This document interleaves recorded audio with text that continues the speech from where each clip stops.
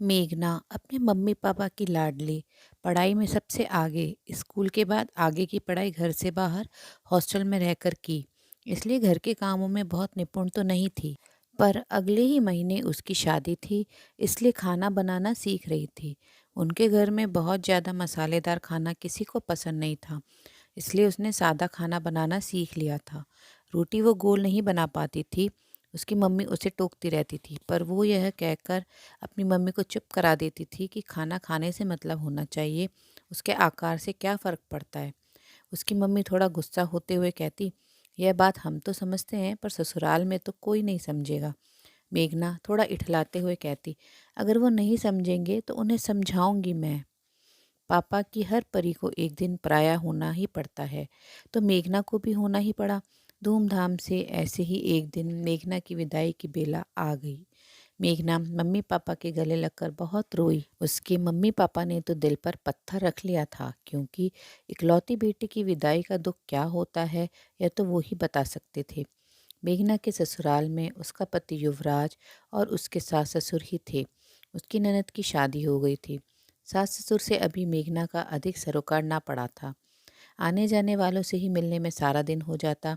चौका पुजवाई का दिन आया तो ननद ने मेन्यू बता दिया, खीर और पूड़ी बनाना भाभी, साथ में कोई बढ़िया सी सब्जी।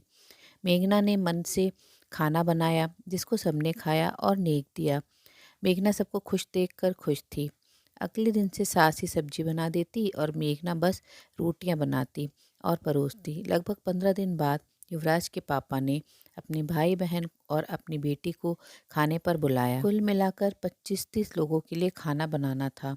खाना परोसने के लिए एक दो हेल्पर लगा दिए थे, पर मेघना के ससुर का यह सोचना था कि खाना तो घर की औरतें ही बनाएं, तभी खाना साफ सफाई से बन सकता है।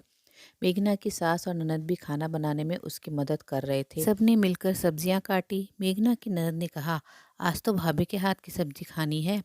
मेघना ने अपने तरीके से सब्जियां बना दी और तैयार होने चली गई। जैसे ही वो तैयार होकर रसोई में आई, तभी उसके ससुर आ गए और सभी सब्जियों के ऊपर ढकी हुई प्लेट हटाकर सब्जी का रंग देखने लगे। मेघना की आंखें तो खुली की खुली रह गई। जो सब्जियां उसने बिल्कुल पीली पीली सी बनाई थी, वो अचानक लाल लाल कैसे हो गई। उसके ससुर यह बोलते हुए बाहर चले गए, सब्जियों का रंग तो अच्छा है, अब खाने में देखते हैं कैसी बनी होंगी। उनके जाने के बाद मेघना अपनी सास की तरफ प्रश्न भरी निगाहों से देखने लगी।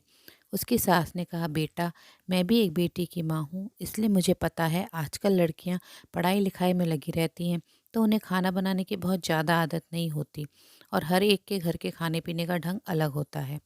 तुम्हारे घर में सादा खाना पसंद करते होंगे, वो मैं तेरी बनाई हुई सब्जियों से ही समझ गई थी। इसलिए मैंने तेरे पापा के आने से पहले ही सभी सब्जियों में दोबारा छौंक लगा दिया था। तेरे ससुर जी जब तक सब्जी का अच्छा सा रंग ना हो, चटपटा ना हो खाना, खाने को मन से नहीं बैठते।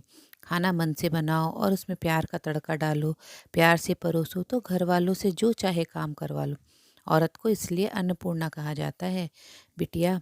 तभी मेघना की ननद रिया पूरी बनाने की मशीन मेघना के हाथ में देते हुए बोली, मुझे पता है भाभी, तुम गोल गोल पूरी भी नहीं बना पाओगी, इसलिए पापा के मुंह से यह सुनने से पहले ही यह क्या भारत पाकिस्तान का नक्शा बनाया है, मैं पूरी बनाने की मशीन ले आई ताकि तुम गोल गोल पूरी बनाती जाओ और मैं तलती जाऊं।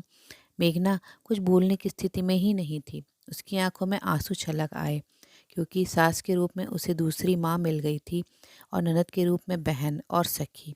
तभी मेघना की सास ने और उसकी ननद ने उसे गले लगा लिया। उसके बाद वह तीनों खिलखिलाकर हंसने लगी। साथियों, जैसे एक माँ अपने बच्चे की कमियां ढक देती है, ऐसे ही एक सास भी बहू को अपनी बेटी समझे और उसकी कमियों का मजाक न बनाकर उसकी कमी दूर करने में उसका साथ दे। साथ ही एक बहू भी ससुराल को बिना किसी पूर्वाग्रह के दिल से अपना मान ले और सबका यथोचित सम्मान करे, तो घर स्वर्ग बन जाएगा। कहानी की कमियों और खूबी अपने कमेंट में देकर बताएं, ये मुझे मेरी गलतियां सुधारने में मदद करेगा और प्रेरणा देगा, आपके मनोरंजन के लिए नई कहानियों के मोती चुन सकूं। तो दोस्तों, आपको यह कहानी कैसी लगी, नीचे कमेंट बॉक्स में कमेंट करके ज़रूर बताएं। अगर आपको यह कहानी अच्छी लगी तो आप इस कहानी को अपने मित्रों और प्रियजनों के साथ शेयर ज़रूर करें और ऐसी ही प्रेरणादायक सकारात्मक कहानियाँ सुनते रहने के लिए चैनल को सब्सक्राइब ज़रूर करें। धन्यवाद। तो फिर मिलते हैं मेरी अगली कहानी में। जब तक के लिए आप लोग अपना ध्यान रखिए, खुश रहिए और ऐसे ही कहानियाँ सुनते रहिए।